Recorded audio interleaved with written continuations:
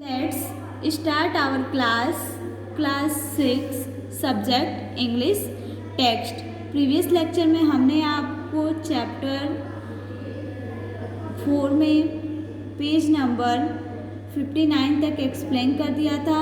Story का first part आपको बताया था और आज हम चैप्टर 4 की स्टोरी का सेकेंड पार्ट आपको रीड करके बताएंगे। तो आइए रीड करते हैं बुक को और समझते हैं कि सेकेंड स्टोरी में क्या बताया गया है।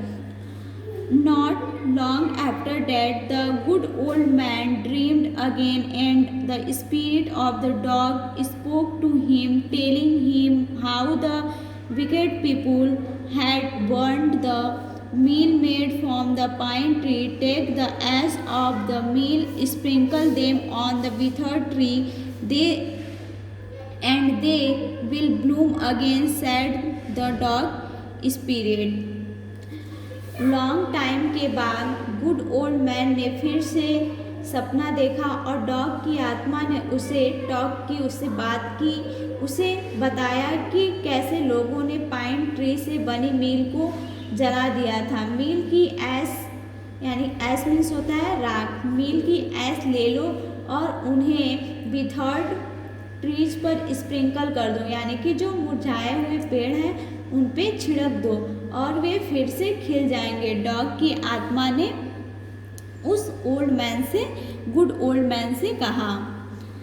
The old man awoke the went at once to his wicked neighbour's house where he found he miserable old pair sitting at the edge of their square fireplace in the middle of the floor, smoking and spinning. From time to time they warmed their hand and feet with the blaze from. Old man जग गया और वह एक बार वह wicked neighbours के घर गया, यानी कि जो लालची कपल्स थे उनके घर गया, जहां उन्हें फर्श पे धूम्रपान और कताई के बीच में उनके स्क्वायर फायरप्लेस के कॉर्नर में बैठे हुए वो लोग मिले। वहाँ पे मिजरेबल ओल्ड पेयर मिले। टाइम टाइम पर उन्होंने सूखे से अपने हैंड एंड लेग को वार्म कर दिया। Some bits of the meal while behind them lay a pile of the broken pieces. और मील्स के सम बीट्स जबकि उनके पीछे ब्रोकन पीसेस का ले था। The good old man humbly asked for the ash, thou the covetous couple turned up their noses at him and scolded him as if he were a thief. They let him fill his basket with the ash.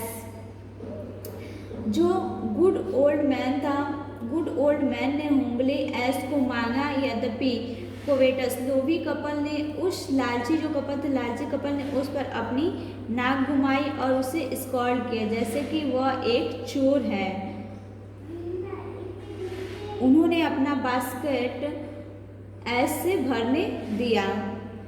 On coming home, the old man took his wife into the garden. It being winter, their favorite cherry tree was bare. He sprinkled a pinch of ash on it and lo, sprout blossomed until it became a cloud of pink bloom which perfumed the air. The news of this filled the village and everyone ran out to see the wonder. घर आने पर old man ने अपनी wife को garden में ले गया और विंटर के सीजन में उनका फेवरेट चेरी ट्री बेयर था। बेयर मीन्स होता है नंगा, यानी कि जो फेवरेट उनका चेरी ट्री था वो बेयर था। उसने उस पर एक चुटकी ऐश छिड़क दिया। बेयर मतलब कि नंगा था, यानी कि उस पर कोई पत्ते नहीं थे। यहाँ फिगर में आप लोग देख सकते हैं कि इस पर एक भी पत्ते नहीं थे। वो जो ट्री था वो सूख गया था, उसके सारे जो लीव्स थे वो भी झड़ गए थे। तो उस पर उसने एक चुटकी ऐश छिड़क दिया, राख छिड़क दिया और लो, यह तब तक खिलता रहा जब तक यह पिंक खिलने वाला बादल नहीं बन गया, और जब उसने राख को छिड़का उस पर तो वह तब तक खिलता रहा जब तक कि वह पिंक खिलने वाला बादल नहीं बन गया, जिसने हवा को सुगंधित कर दिया। इस बात को पूरे विलेज, यह जो बात थी यह पूरे विलेज में फैल गई और सभी लोग इस वंडर को देखकर भाग गए। The covetous couple also heard the story and gathering up the remaining ash of the meal kept them to make withered trees blossom. The kind old man, hearing that his lord the daimyo was to pass along the high road near the, फिर लोभी couple ने भी story सुनी और मील की ऐश को collect करके मुरझाए हुए पेड़ों पर खिलने के लिए रख दिया। वह ओल्ड मैन यह सुनकर कि उसके स्वामी डेम्यू के पास की हाईवे से गुजरने वाला था, यह सुनकर वह वहाँ गया। Village set out to see him taking his basket of ash as the train approached. He climbed up into the old withered cherry tree that stood by the wayside. उसे देखने के लिए वह बाहर गया, बाहर ऐश की बास्केट भी ले गया। ट्रेन के पास आते ही वह एक ओल्ड विथर्ड चेरी ट्री पर चढ़ गया जो रास्ते में खड़ा था। Now in the day of the daimyos, it was the custom when their lord passed by for all the loyal people to shut up their high windows.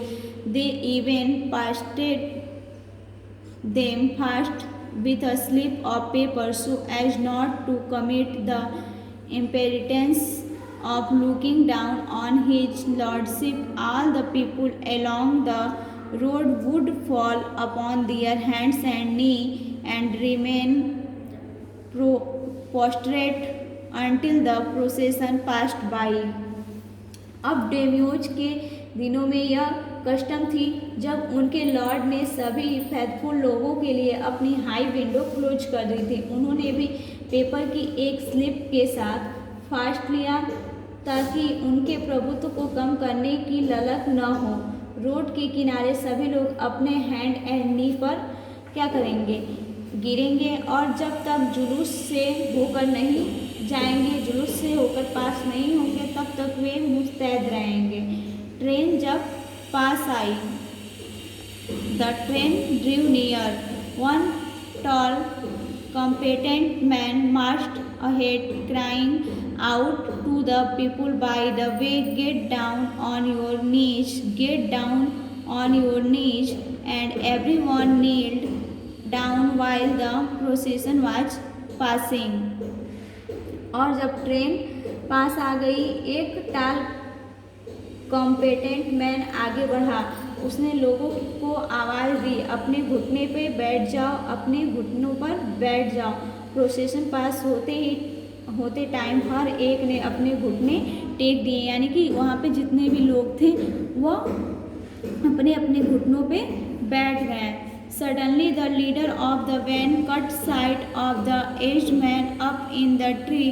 He was about to call out to him in angry tone, but seeing the was such an old fellow, he pretended not to notice him and passed him by. So when the daimyo's planque drew near, the old man, taking a pinch of ash from his basket, scared it over the tree.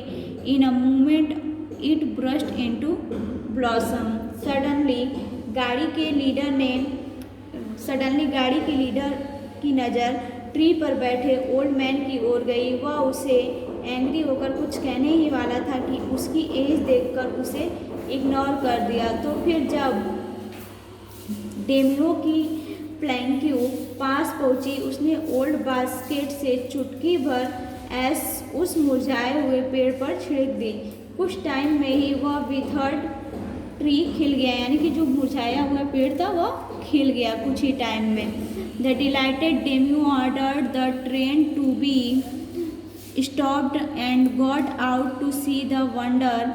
Calling the old man to him, he thanked him and ordered presents of silk robes, sponge cake, fans, and other rewards to be given him. He even invited him to his castle. Delighted daimyo ने train को stop करने का order दिया और उस wonder को देखने के लिए बाहर गया। उस डेमियो ने ओल्ड मैन को अपने पास बुलाकर थैंक यू कहा और उसने अपने सेवकों को उसके स्कीली silky robes and sponge cake, fan and other reward देने का ऑर्डर भी दिया। उसने उसे अपने कैस्टल में भी इनवाइट किया। So the old man went gleefully home to share his joy with his dear old wife. इस तरह ओल्ड मैन उस जॉय को शेयर करने के लिए, उस खुशी को शेयर करने के लिए अपने वाइफ के पास ग्लीफुली यानी कि खुशी खुशी घर गया। But when the greedy neighbor heard of it, he took some of the magic ash and went out on the highway.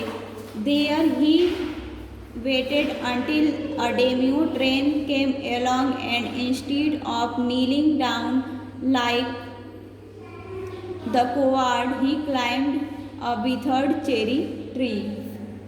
But जब लालची नेबर को इसकी न्यूज़ मिली तो उसने कुछ मैजिक ऐस लिया और मेन रोड यानी हाईवे पर गया।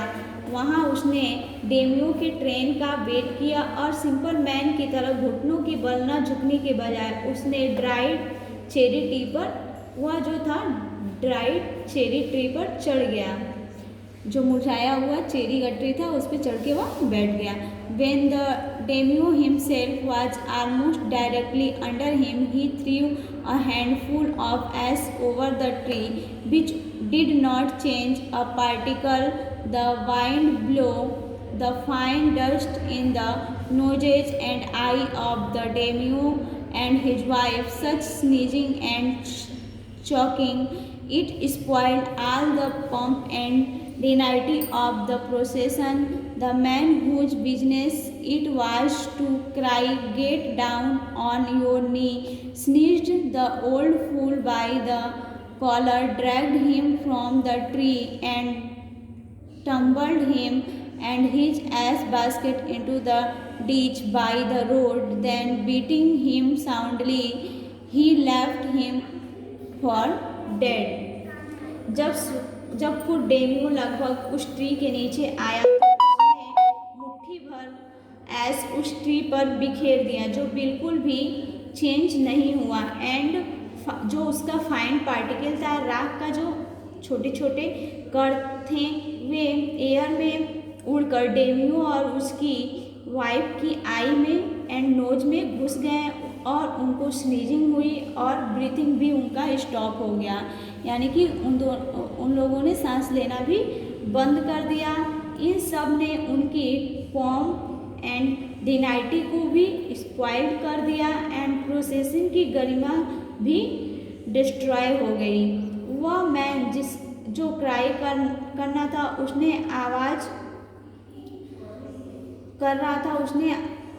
आवाज़ लगाई, अपने घुटनों के बल झुक जाओ। फिर उस ओल्ड पुलिस को कॉलर से पकड़कर ट्री से ड्रैग किया। उस जो ओल्ड मैन था उसको उसका कॉलर पकड़कर और ट्री से घसीट के नीचे लाया और उसकी ऐश की जो बास्केट थी उसको रोड के पास एक गड्ढे में गिरा दिया। रोड के पास एक होल था, वहाँ पे उसके ऐश को भी गिरा दिया।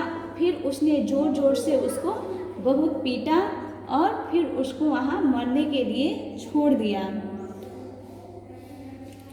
Thus the wicked old man died in the mud, but the kind friend of the dog dwelt in peace and plenty, and both he and his wife lived to green old age. और इस तरह वह old wicked man mud में मर गया, यानी कि जो ओल्ड लालची कपल थे वे उसी गड्ढे में मर गए। लेकिन डॉग का जो काइंड फ्रेंड था वह पीसफुली एंड प्लेंटी से रहने लगा, सुख समृद्धि से वो दोनों रहने लगे और वे दोनों, वह और उसकी वाइफ अपनी ओल्ड एज में हैप्पी रहने लगे। तो विलियम इलॉट गिब्स ने इस स्टोरी में आपको यही बताया था कि एक जो ओल्ड मैन थे वो बहुत ही काइंड थे और दयालु थे, और जो दूसरे दूसरे ओल्ड कपल थे वो कैसे थे, लालची थे। तो लालची लोगों के साथ हमेशा ऐसा ही होता है, इसलिए हमें कभी भी लालच नहीं करना चाहिए और हमें किसी भी चीज़ का लालच कभी नहीं करना चाहिए। आपका आज का होमवर्क है, आज आप इस स्टोरी को रीड करेंगे चैप्टर 4 को और इसको समझेंगे। आज का आपका क्लास यहीं पे ओवर होता है। Thank you.